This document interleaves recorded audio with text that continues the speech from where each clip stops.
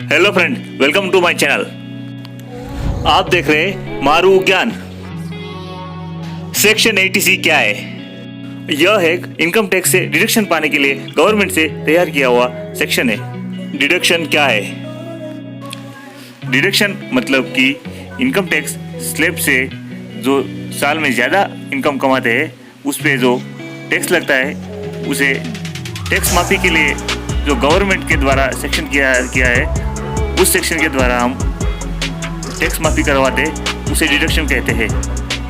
मतलब कि आपकी साल में इनकम 6,50,000 हुआ है, उसमें से 5 लाख इनकम पर स्लैब के मुताबिक टैक्स नहीं है, लेकिन बचे हुए 1,50,000 पर टैक्स लगता है। तो उस पर टैक्स माफ़ी के लिए 80C के मुताबिक 1.5 लाख के डिडक्शन करने पर आपको कोई टैक्स नहीं रहेगा। सेक्शन 80C से कितना डिडक्शन कर सकते हैं? सेक्शन 80C से 1,50,000 का डिडक्शन कर सकते हैं। सेक्शन 80C में कौन कौन सा फंड पर डिडक्शन कर सकते हैं? EPF पर डिडक्शन कर सकते हैं। कोई प्राइवेट कंपनी या कोई भी सेक्टर में हमारा EPF करता है तो EPF के ऊपर कोई टैक्स नहीं लगता है और ना ही कोई इंटरेस्ट पे टैक्स लगता है। वैसे ही हमारा जब EPF रिटर्न करते हैं, जब सर्विस खत्म होता है तब, तो उसके ऊपर भी कोई टैक्स नहीं लगता है। PPF और VPF पर भी डिडक्शन कर सकते हैं। और वैसे ही PPF और VPF दोनों EPF की तरह है, इसमें भी कोई टैक्स नहीं करता है। होम लोन जिसने लिया उसके लिए स्पेशली जो होम लोन लिया है उसका प्रिंसिपल अमाउंट जो है उसके ऊपर भी डिडक्शन कर सकते हैं, लेकिन जो उसका इंटरेस्ट है उसका इस सेक्शन में बात नहीं, उसका हम दूसरे सेक्शन में बात करेंगे। अगर आपने मकान या फ्लैट लिया है तो उसका रजिस्ट्रेशन किया है तो उसका रजिस्ट्रेशन चार्ज और स्टैम्प ड्यूटी का चार्ज जो है लगा हुआ है उसका भी डिडक्शन इसी सेक्शन में कर सकते हैं। स्कूल में दिया हुआ ट्यूशन फीस भी डिडक्शन कर सकते हैं। अगर आपका लड़का या लड़की स्कूल या कॉलेज में पढ़ रहा है तो उसका जो ट्यूशन फीस कटा हुआ है तो वो ट्यूशन फीस आप डिडक्शन कर सकते हैं, लेकिन उसके लिए आपका 2 ही लड़का या लड़की चल सकता है और वो भी आपका स्कूल का जो फीस स्लिप है उसके ऊपर जो ट्यूशन फीस लिखा हुआ है वही डिडक्शन होगा, उसके अदर ट्यूशन फीस डिडक्शन नहीं होगा।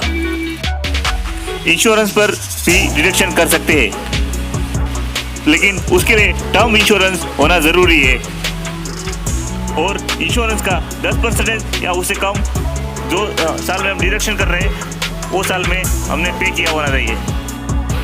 अभी हम देखेंगे इन्वेस्टमेंट के द्वारा डिडक्शन कैसे करें। NPS से भी डिडक्शन कर सकते हैं। इसमें इन्वेस्ट करने से कोई टैक्स नहीं लगता है और उसका इंटरेस्ट पर भी कोई टैक्स नहीं है। इसमें फंड रिटर्न करने पर 60% में कोई टैक्स नहीं और 40% पेंशन के तौर पे आता है, जिसमें दूसरे सेक्शन के द्वारा डिडक्शन करने पर हमको पूरा डिडक्शन मिलता है। ELSS म्यूचुअल फंड पे डिडक्शन कर सकते हैं। इसमें फंड में लगने पर कोई टैक्स नहीं है, इसमें रिटर्न पर कोई टैक्स नहीं है, लेकिन जब हम ये फंड क्लोज करते हैं तब इस पर टैक्स लगता है। सुकन्या समृद्धि योजना पर डिडक्शन ले सकते हैं, इसमें किसी भी प्रकार का कोई टैक्स नहीं है। 5 साल के लिए जो फिक्स डिपॉजिट किया होता है उसके लिए भी डिडक्शन कर सकते हैं। पोस्ट ऑफिस सेविंग स्कीम में अगर पैसा लगाया 5 साल के लिए तो भी आप डिडक्शन कर सकते हैं। नेशनल सेविंग स्कीम में अगर 5 साल के लिए पैसा लगाया है तो उसमें भी आप डिडक्शन कर सकते हैं। सीनियर सिटीजन सेविंग स्कीम में अगर पैसा लगाया है तो भी आप डिडक्शन कर सकते हैं। यहाँ पर हमने आपको सेक्शन 80C के तहत 10 अलग अलग तरीके से डिडक्शन के लिए आपको समझाया है, तो हम आशा करते हैं कि आप सेक्शन 80C पूरी तरह समझ चुके हैं। अगर वीडियो पसंद आया है तो लाइक एंड शेयर जरूर कीजिए और चैनल पे नए हैं तो सब्सक्राइब करना ना भूलें और बेल आइकॉन प्रेस करें। Thanks for watching my video.